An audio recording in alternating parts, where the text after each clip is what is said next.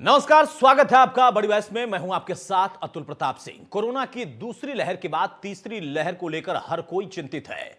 शासन ने दूसरी लहर में स्वास्थ्य सुविधाओं से जुड़ी परेशानियों से सबक लेते हुए अब नई गाइडलाइन बनाने का निर्णय लिया है।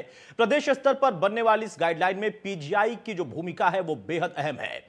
दूसरी लहर में इस समय अस्पतालों में बेड, ऑक्सीजन, टीकाकरण, जांच का जिस तरीके से संकट सामने आया, वैसी स्थिति तीसरी लहर में ना हो, इसके लिए तैयारी से अभी से शुरू कर दी गई। विशेषज्ञों के अनुसार जुलाई के बाद तीसरी लहर की एक शंका है। उधर शासन स्तर पर पीजीआई लखनऊ के निदेशक डॉक्टर आर के धीमन की अध्यक्षता में बनी 14 सदस्यों वाली समिति न केवल दूसरी लहर के संक्रमण पर मौजूदा स्वास्थ्य सुविधाओं की समीक्षा के साथ ही परामर्श देगी, बल्कि इससे सबक लेते हुए, सीख लेते हुए जो तीसरी लहर आ सकती है उसको रोकने के लिए जांच, इलाज, टीकाकरण, जागरूकता आदि पर गाइडलाइन भी तैयार करेगी। यह समिति कोविड-19 की प्रभावी रोकथाम के संबंध में समय समय पर टीम 9 को भी परामर्श देगी। इस महामारी से कैसे बचें और वैक्सीनेशन से जुड़ी हर जानकारी के लिए किस तरीके की तैयारी लोगों तक पहुंच जाए जो उन्होंने कर रखी है, इस पर वो लगातार अपनी टीम के साथ काम कर रहे हैं। हमारे साथ खुद आर के धीमन साहब मौजूद रहेंगे थोड़ी देर में और हम उनसे चर्चा करेंगे कि तैयारी क्या है। लेकिन सबसे बड़ी बात इसमें ना सिर्फ सरकार की, प्रशासन की, युद्ध क्षेत्र के में जो लोग काम कर रहे हैं, यानी कोरोना से लड़ाई का जो युद्ध है, लड़ाई है, उसमें जो लोग काम कर रहे हैं उन लोगों के साथ साथ समाज की भी एक अहम भूमिका है। उन तमाम लोगों को सहयोग करना पड़ेगा, क्योंकि अभी भी जो तमाम निर्देश है उसमें लोग जहां नेताओं को कोसते हैं, राजनीति करने वालों को कोसते हैं, खुद अपने आप को कभी नहीं कोस पाते कि क्या वो नियमों का पालन कर रहे हैं। कहीं कोई किसी भी तरीके से अगर निकल जाता है बिना किसी कारण के, तो समझना उसको होगा कि खतरा उसके लिए भी है, उसके जरिए परिवार के लिए भी है और उन तमाम लोगों के जरिए समाज के लिए भी है। हमारे साथ इस वक्त खुद पीजीआई डायरेक्टर आर के धीमन साहब जुड़ चुके हैं। बहुत स्वागत है इंडिया न्यूज पर आपका, आर के धीमन साहब। नमस्कार जी। धीमन साहब, आप लोग तैयारी फिर से कर रहे हैं। एक आशंका जो कि तीसरी लहर की है, थर्ड वेव की है, लेकिन अभी सेकेंड वेव जो कि अपने आप में बहुत संकट की घड़ी में हमें ला चुकी है, वहां पर कैसे इस वक्त उत्तर प्रदेश को आप देख रहे हैं? पीजीआई इसमें किस तरीके से आपके नेतृत्व में अपनी भूमिका निभा रहा? टीम 9 से आप लोग किस तरीके से संवाद करके एक नई रणनीति तैयार कर रहे हैं? सेकेंड फेज के इसमें जो परिस्थितियां हैं उससे भी निपट रहे और भविष्य की तैयारी भी कर रहे हैं। धन्यवाद। आपने कहा कि इस समय हमारी सेकंड वेव चल रही है। अगर आप एपिडेमियोलॉजिकल कैरेक्टरिस्टिक्स देखें तो सेकंड वेव में ये बिल्कुल ही डिफरेंट है जो फर्स्ट वेव में थी। बिल्कुल। सामान्य व्यक्ति के लिए अगर आप देखें, पहली वेव में घर में 1 या 2 लोगों को इन्फेक्शन होता था। अगर आप इस समय देखें तो पूरे घर में ही इन्फेक्शन है, 1-2 लोगों को छोड़कर। बिल्कुल बिल्कुल। कहने का मतलब ये है कि जो इस समय का वायरस है वो पिछली वेव के वायरस से बिल्कुल डिफरेंट है। और भी पता लगाया गया है कि इसकी इन्फेक्टिविटी जो है पुराने वायरस के अपेक्षा 30 से 50 टाइम्स ज्यादा है। इसका मतलब ये है कि ये वायरस जो है ज्यादा से ज्यादा व्यक्तियों को संक्रमित कर सकता है और कर रहा है। अब आपने जैसे कहा कि ये जो वेव है इस समय चरम सीमा पे है और इन्फेक्टेड केसेस हैं वो डाउन होना भी शुरू हो गए हैं जी। अगर पूरा यूपी में देखें उसमें भी केसों की संख्या लगातार गिर रही है। अगर आप लखनऊ में भी देखें वो भी लगातार गिर रही है। इसके कई कारण हो सकते हैं। एक तो पहला यही है कि ये इस समय की वेव जो है वो पीक पर पहुंच चुकी है, यानी कि ज्यादा से ज्यादा पेशेंट्स जो पर्सन्स हैं, जो इंडिविजुअल्स हैं वो संक्रमित हुए और उसके बाद में उन्होंने इम्यूनिटी डेवलप करी। दूसरा कारण ये हो सकता है कि जैसे प्रदेश में हमारा वैक्सीनेशन का कार्यक्रम बहुत जोर शोर से चल रहा है जी। अगर मैं आपको आंकड़े दूं, यूपी के इस समय 1,40,00,000 लोगों को डोज मिल चुकी है यूपी में। और हमारे माननीय मुख्यमंत्री जी ने इस समय जो वैक्सीनेशन का कार्यक्रम चला रखा है वो बहुत जोर शोर से है। तो दूसरा रीजन ये भी हो सकता है कि हमारा वैक्सीनेशन हो रहा है तो पीक पहुंचने के बाद में अब लगातार जो संक्रमण संख्या है वो कम हो रही है। जैसे कि आपने कहा कि जुलाई में या अगस्त में या उससे पहले या बाद में तीसरी वेव के भी आसार हो सकते हैं। आपने बिल्कुल सही कहा। जो दूसरा वेव में जो म्यूटेंट वायरस है वो आया है और जो ज्यादा संक्रमित कर रहा है।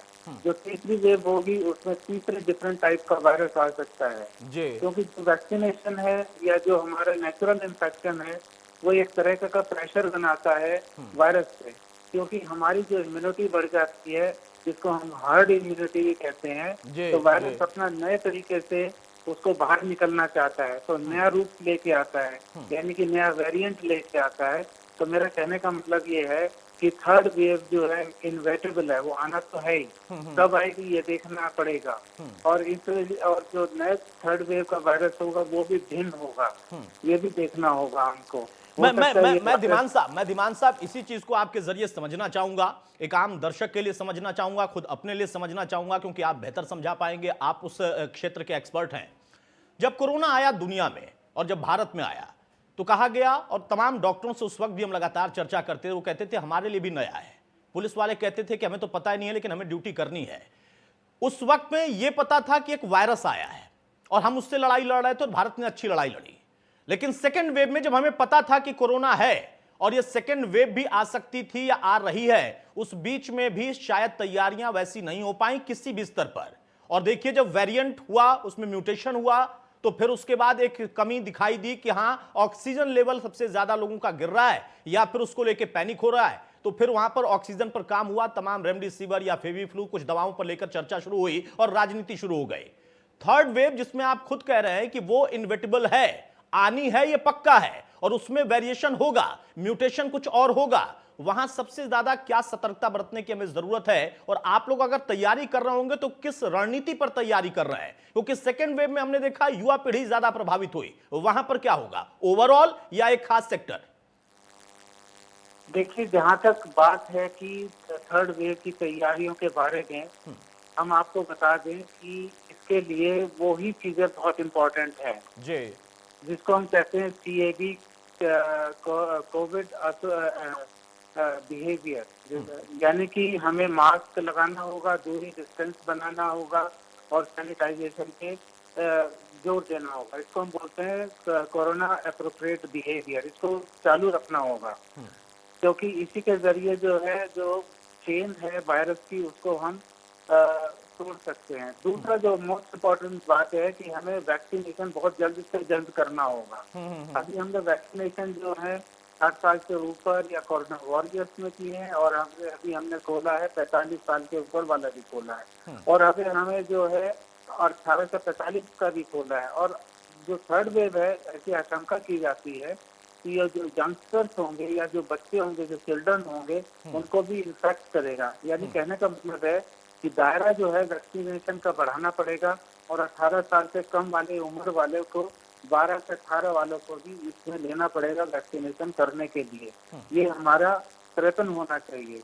और दूसरा, तीसरी बात मैं ये कहूँगा कि थर्ड वेव जैसे हमने सीखा है सेकंड वेव से, कि एकदम तेजी से आई है और बहुत ही तेजी से, जिसको कहना चाहिए वर्टिकल टेक ऑफ किया है, एकदम नंबर ऑफ केसेस बढ़े हैं।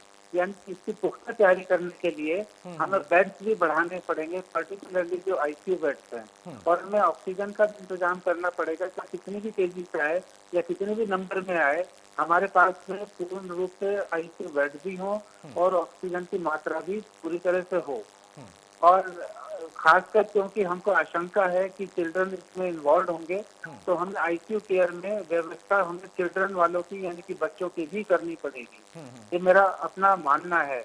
नहीं नहीं, ये आप बहुत अच्छी बात कर रहे हैं, और जैसा आपका व्यक्तिगत तौर पर मानना है और आप उस पोस्ट पर बैठे हैं कि आप अपना अगर व्यक्तिगत विचार भी व्यक्त करते हैं, तो मैं उसमें से संकेत निकाल लेता हूं एक पत्रकार के तौर पर कि जरूर आपने सुझाव दिया होगा, टीम 11 टीम 9 से आपने बातचीत की होगी, परामर्श सरकार तक भी पहुंचा होगा, सुझाव पहुंचा होगा। जो आपने बड़ी बात कही है कि अभी तक तो सेकेंड वेव में हमने 18+ वालों की बात कही है वैक्सीनेशन के लिए, अब थर्ड वेव में इंतजाम करने के साथ साथ वैक्सीनेशन कम से कम 12+ पर भी शुरू हो जाए, तो क्या इसको लेकर कोई रणनीति बन रही है धीमान साहब? ये तो अभी हमारे जो है एडवाइजरी बोर्ड में डिस्कशन हो रहा है। जैसे हम फाइनल में आएंगे तो इसकी सूचना और इसकी एडवाइजरी बोर्ड की जो हमारे रिकमेंडेशन है वो सरकार को देंगे। हमें आशा है अगले 2-3 दिन में ये वाले रिकमेंडेशन भी हम सरकार को भेज देंगे। दीवान साहब, पूरे प्रदेश के लिए मैं एक चीज फिर से आपसे जानना चाहूंगा, आपने हालांकि उसका जिक्र पहले ही कर दिया है। आपने कहा कि बेड की कमी ना हो, ऑक्सीजन की कमी ना हो, जो जरूरी दवाएं हैं उनकी कमी ना हो। सिर्फ लखनऊ की बात नहीं है, आपको पूरे प्रदेश के लिए एक तरीके से सुझाव भी देना है, रणनीति तैयार करनी है। तो किस तरीके का काम आप लोग कर रहे हैं कि गांव का जो व्यक्ति है या उसका परिवार है उसको भी वो सुविधा मिले, सही समय पर मिल जाए, और जो राजधानी में बैठा है या बड़े शहर में बैठा है उसको तो मिले ही मिले, क्योंकि वो शहर में है, उसको लगता है कि हाँ मैं यहां पर हूं तो ज्यादा सुविधा का हकदार हूं, लेकिन उतना ही हकदार वो गांव का व्यक्ति भी है। आप बिल्कुल सही बात बोल रहे हैं। जो इस समय रणनीति हम लोग बना रहे हैं, जिसको मैं आपको एक बात बताना चाहूंगा जी। कि जो इन्फेक्शन होता है 99% टाइम ये माइल्ड होता है और उसका इलाज बिल्कुल हो सकता है।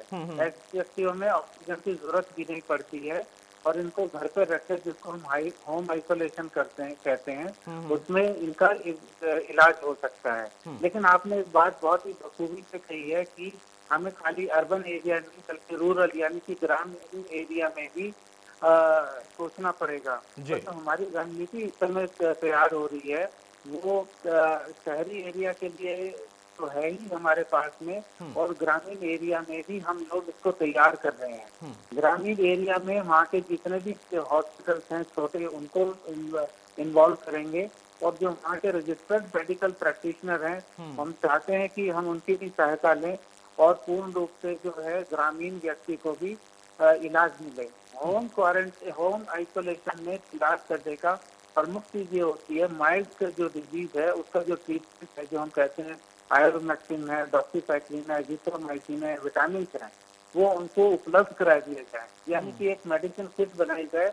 जैसे ही किसी व्यक्ति में लक्षण है, यानी कि खांसी है, फीवर है और सांस फूलती, अगर ऐसे लक्षण आते हैं तो इलाज तुरंत शुरू हो जाए और उनका ऑक्सीजन भी नापा जाए। अगर जरूरत पड़े तो उनको फौरन जो है हॉस्पिटल में ट्रांसफर किया जाए। ऐसी रणनीति हम लोग बना रहे हैं और इसका सुझाव जो है हम गवर्नमेंट को भी देंगे। धीमान साहब, एक चीज और मैं समझना चाहूंगा आपसे, जैसा आपने कहा कि हमें थर्ड वेव के लिए जो कि इनविटेबल है वो आनी पक्की है, उसकी तैयारी हम कर रहे हैं और उससे पे ही हमें काम करना है। बहुत सारे लोगों में ये चर्चा चल रही है, सोशल मीडिया पर बड़ी सारी भ्रामक खबरें भी होती हैं। आपके जरिए मैं अपने दर्शकों के लिए चाहूंगा कि वो स्पष्ट हो जाए कि अभी क्या सेकेंड वेव का पीक आ चुका है जैसा महाराष्ट्र में कहा जा रहा है, या आप भी कह रहे थे, क्योंकि कुछ लोग कह रहे हैं कि 15 तारीख से लेकर 20 या 25 तारीख के बीच का एक समय है, उसको आप कैसे समझाएंगे? और दूसरा कि अगर थर्ड वेव है और आनी ही है तो कम से कम कितना उसमें अभी आपको खुद एक डॉक्टर के तौर पर, एक्सपर्ट के तौर पर लगता है कि गैप होगा, और उसके लिए कम से कम लोग भी सतर्क रहें जैसा आप सुझाव दे रहे हैं, और सरकार को, प्रशासन को तैयारी का मौका भी मिल जाए, और मौका उनको मिलना चाहिए क्योंकि एक बड़ा स्ट्रक्चर है, एक बड़ा प्रदेश है और उतना ही बड़ा देश है, उससे कई गुना तमाम ऐसे छोटे छोटे यूरोपियन कंट्रीज वो हमारे उत्तर प्रदेश के एक हिस्से में समा जाएं, तो चुनौती बड़ी है।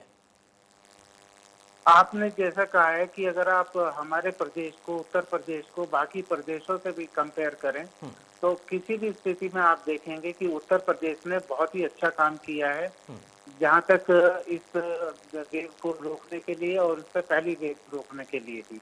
प्रॉब्लम सिर्फ ये थी कि बहुत तेजी से आई और ज्यादा से ज्यादा संक्रमण मिले, व्यक्ति मिले। और आपने ये पूछा है कि हमारी पीक आ चुकी है, मैं बिल्कुल कहूंगा कि हमारे यहाँ पीक आ चुकी है।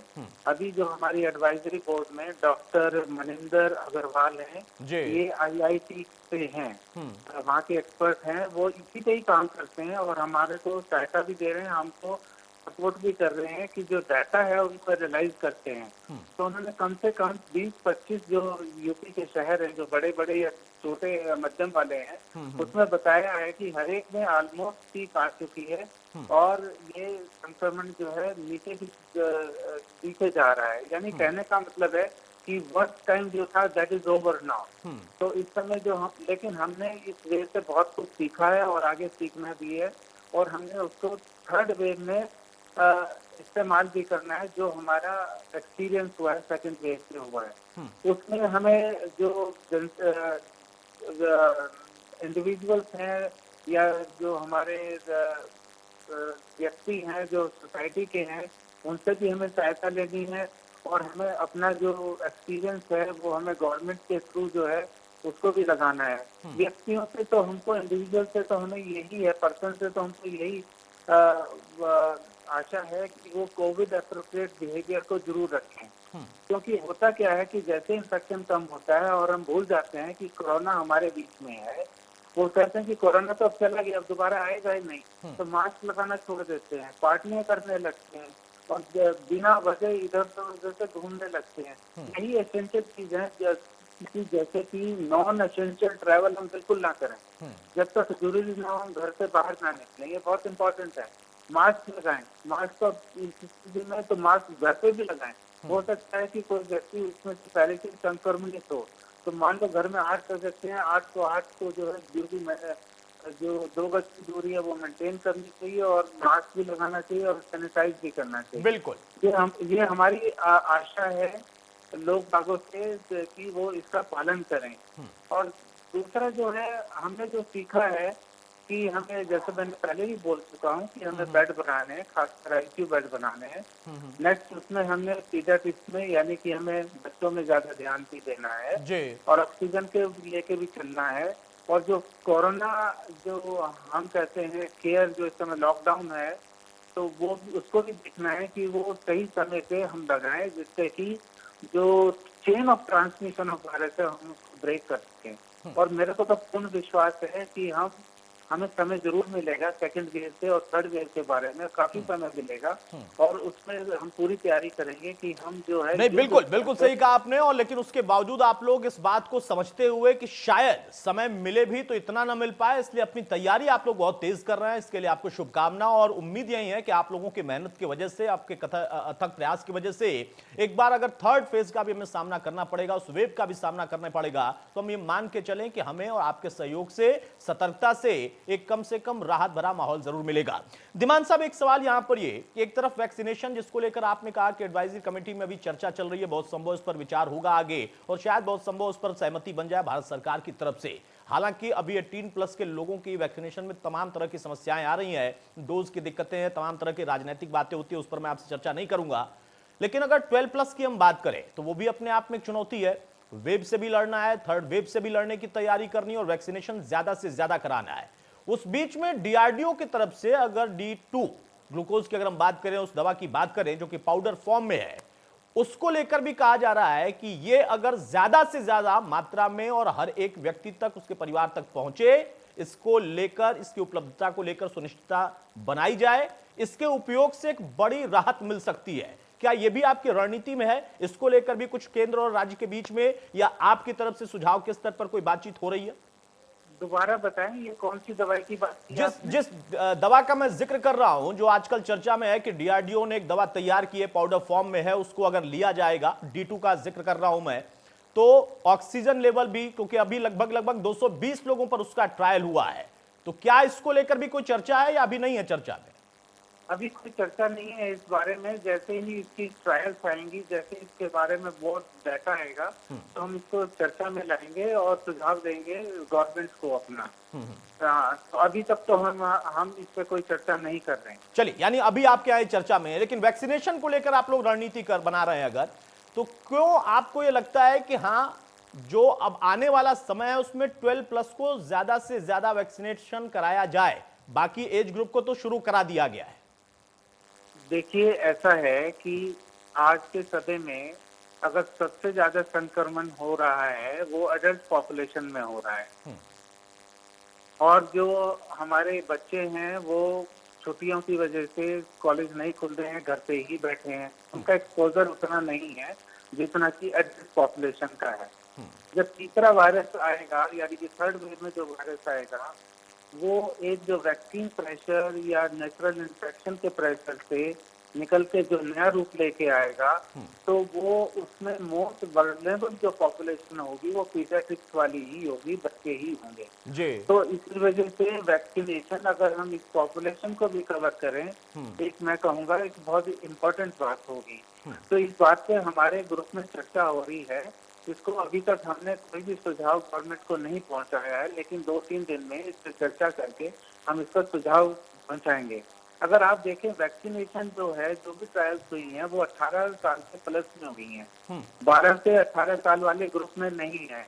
तो ये भी देखना होगा कि वैसे जो वैक्सीनेशन है इस ग्रुप में सुरक्षित है, यानी कि सेफ है या नहीं है, क्योंकि किसी भी चीज को हम शुरू में करते हैं उसकी सेफ्टी को देखना बड़ा जरूरी है, और ये सारा कुछ जो है हमारे चर्चा का विषय है। सेफ्टी ऑफ द वैक्सीनेशन जो है 12 से 18 साल के ग्रुप में, और इसको फिर देना, ये जो है इसको देखना बहुत जरूरी है, इससे पहले कि हम इसका सुझाव या रिकमेंडेशन हम गवर्नमेंट को दें। धीमान साहब, आप लोग अपने स्तर पर अपनी टीम के साथ चर्चा कर रहे हैं, उन सुझावों पर आगे सरकार को जब आप परामर्श देंगे तो वो भी अपने आप को देखेंगे, समझेंगे, क्या फैसला होता है उसके लिए हम इंतजार करेंगे। लेकिन जैसा आपने कई प्राथमिकताएं गिनाई, बेड, उपकरण, दवाइयां, ऑक्सीजन की कमी अब भविष्य में ना हो, सप्लाई चेन दुरुस्त रहे, इसका किस तरीके से आपने अपनी रणनीति में खाका तैयार किया है नेक्स्ट लेवल के लिए, और साथ में कुछ और जो आपको महसूस होता है कि हां इस एज फैक्टर पर उसका असर थर्ड वेव का पड़ सकता है, वो तैयारी हमारी पहले से होनी चाहिए, वो राजधानी लखनऊ से लेकर सुदूरवर्ती इलाके तक होनी चाहिए। उसके साथ साथ पैरेलली वैक्सीनेशन को भी बढ़ावा देना है, डोज की अभी कमी कई जगहों पर निकल कर आ रही है, तो वहां पर क्या डिमांड्स आपकी तरफ से हैं या परामर्श आपकी तरफ से है या खुद राज्य सरकार ने वो कर रखा है? देखिए, ऐसा है कि जैसे मैंने कहा कि पर्टिकुलरली आईसीयू बेड बढ़ाए जाएं, उसके लिए मैन पावर तैयार की जाए, और हर लेवल पे हो, हर डिस्ट्रिक्ट लेवल पे हो, तो हम लोग आइडेंटिफाई करेंगे कि कौन से अस्पताल में आईसीयू बेड बढ़ाए जा सकते हैं। और संजय गांधी पीजीआई इस डायरेक्शन में पहले से ही काम कर रहा है कि हम लोगों ने वर्चुअल आईसीयू के माध्यम से ट्रेनिंग दे रहे हैं जहाँ जहाँ पर आईसीयू हैं। खासकर जो हमारे भवन मेडिकल कॉलेजेस हैं, वहाँ के जितने भी आईसीयू हैं, हम लोग वहाँ के जो मैन पावर है, खासकर जो डॉक्टर्स हैं जो काम करते हैं आईसीयू में, तो हम लोग उनको तैयार कर रहे हैं। तो मेरा खाली आशा ही नहीं है, बल्कि मेरा को पूर्ण विश्वास है कि थर्ड वेव का हम उससे पहले ही अपने बेड की संख्या बढ़ा लेंगे, क्योंकि हम पीजीआई में भी आगे बेड बढ़ा रहे हैं, किंग जॉर्ज मेडिकल यूनिवर्सिटी में बेड बढ़ रहे हैं, आरएमएल में बढ़ रहे हैं, और विभिन्न जितने भी डिस्ट्रिक्ट हैं जो वहाँ पे भी बेड बढ़ रहे हैं। तो कोई रीजन नहीं बनता कि हम ये कहें कि बेड नहीं बढ़ेंगे। मेरे को पूर्ण आशा है हम लगभग जितने भी इस समय आईसीयू के बेड हैं, कम से कम उनको दुगना कर पाएंगे, और हम सक्षम होंगे जो थर्ड वेव आई थी उसको हम उसका सामना कर पाए, सक्सेसफुली सामना कर पाएंगे। और अगर आपने देखा ही होगा कि जो उत्तर प्रदेश सरकार ने घोषणा करी है, बहुत सारे ऑक्सीजन प्लांट लगाए जा रहे हैं, और मेरे को तो ये लगता है कि खाली यूपी नहीं बल्कि हम आसपास के जितने स्टेट हैं वहाँ पे भी हम ऑक्सीजन को दे पाएंगे, खाली हम यूपी में ही सफिशिएंट नहीं होगी। तो मेरे को तो बहुत ही सकारात्मक व्यू है, और मेरे को पूर्ण विश्वास है कि जितनी भी ये चुनौतियां हैं जो भी हमारे सामने, हम उसको जो है सक्सेसफुली सामना कर पाएंगे और उनका निदान कर पाएंगे। एक आखिरी सवाल, आजकल अब ब्लैक फंगस को लेकर भी कई तरह की चीजें आ रही है, म्यूकोमाइकोसिस, और उसमें देखिए ऑर्गन को निकालना तक पड़ जा रहा है, ये भी एक चुनौती है। क्या इस तरीके के कोई केस निकल कर आए उत्तर प्रदेश में स्पेसिफिक जगह से?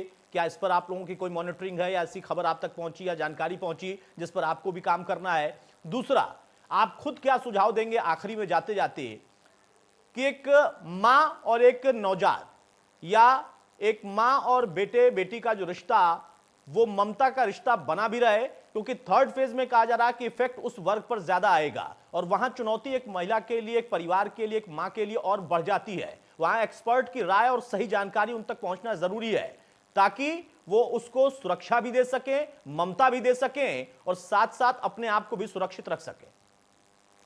आपका पहला क्वेश्चन तो मैं ये लूंगा कि जिसमें आपने कहा कि फंगल इन्फेक्शन बढ़ रहे हैं, वो नेचुरल है। जब भी हम स्टेरॉइड्स लेते हैं, कॉर्टिकोस्टेरॉइड्स लेते हैं, चाहे वो मिथाइल प्रेडनिसोलोन हो, डेक्सामेथासोन हो या प्रेडनिसोलोन हो, तो उससे जो है बॉडी की इम्यूनिटी कम होती है। बैक्टीरियल इन्फेक्शन तो होते ही हैं, लेकिन फंगल इन्फेक्शन भी होते हैं। 3 तरह के फंगल इन्फेक्शन हो सकते हैं, एक तो कैंडिडा है, दूसरा एस्परजिलस है, और तीसरा म्यूकोरमाइकोसिस है। तो म्यूकोर इन्फेक्शन इसमें सबसे ज्यादा खतरनाक होता है, वो म्यूकोर होता है, लेकिन फॉर्चुनेटली ये इन्फेक्शन बहुत ही कम होता है, खासकर उन लोगों में जिससे पहले से ही इम्यूनोसप्रेस्ड हैं, जैसे जिन लोगों का पहले से ट्रांसप्लांटेशन वगैरह हुआ हो या जिनको कैंसर की कीमोथेरेपी पहले से ही चल रही हो, तो उसमें म्यूकोर इन्फेक्शन की प्रोबेबिलिटी बढ़ जाती है। तो मेरा कहने का मतलब ये है कि ऐसे पेशेंट जिनको पहले से ही इम्यून सप्रेशन है, चाहे वो ट्रांसप्लांट वाले पेशेंट हैं जिनको ट्रांसप्लांट हो चुका है, या वो पेशेंट जिनको पहले से ही इम्यूनो सप्रेशन यानी कैंसर की ड्रग चल रही है, तो इसमें जब भी हम यूज करें तो उसके लिए बहुत ही सतर्कता से यूज करें और हो सकता है कि उसमें प्रोफाइलेक्टिक एंटी फंगल भी देनी पड़े। इस तरह के प्रोटोकॉल भी हम जारी कर रहे हैं। बाकी जो है कैंडिडा और एक्सीडेंट के लिए भी एंटी फंगल हम लोग देते हैं, खासकर जब 6 दिन या 7 दिन की थेरेपी हो जाती है, उसके बाद में हम प्रोफाइलेक्टिक एंटी फंगल ऐड कर सकते हैं। इसका प्रोटोकॉल भी जारी कर रहे हैं। तो अब जहाँ तक बात है, आपने दूसरा जो क्वेश्चन पूछा है जी उसमें जी। है माँ का और बच्चे का है। तो आपने बिल्कुल सही कहा, बच्चे को माँ से अलग नहीं किया जा सकता, खासकर ये 12 साल से 18 साल की जो उम्र है या उससे कम वाला है। तो बिल्कुल। हाँ, तो जो भी हम लोग सुझाव देते हैं या जो भी हम मटेरियल एजुकेशन मटेरियल रिलीज करते हैं, तो ऐसी दशा में आपका कहना बिल्कुल सही है। हमें जो है माताओं को भी बताना पड़ेगा कि वो बच्चों की देखरेख कैसे करें, कौन से लक्षण इम्पोर्टेंट हैं, कब उसको देखना चाहिए कि वार्निंग सिम्टम्स हैं, जिससे कि बच्चों का भी इलाज सही समय से शुरू हो सके। लेकिन ये सारी बातें जो हैं हम लोग कर रहे हैं थर्ड वेव के कॉन्टेक्स्ट में कर रहे हैं, जिसके बारे में संभावनाएं ज्यादा हैं। असलियत में हमको कुछ मालूम नहीं है, लेकिन जो भी संभावना है उनके लिए पहले से तैयार रहना हमारा बहुत जरूरी है। इसकी बिल्कुल तैयारी बिल्कुल। जो है हम पहले से ही कर रहे हैं। जी।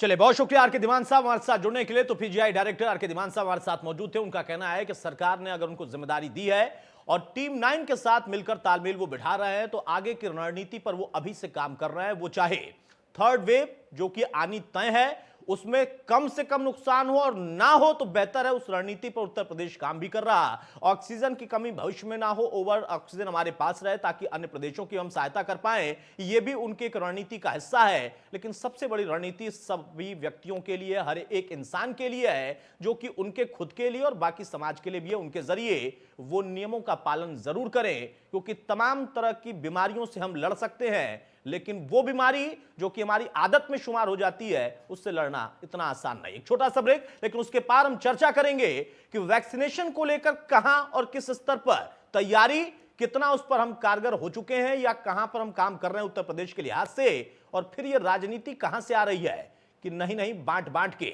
वैक्सीनेशन हो रहा।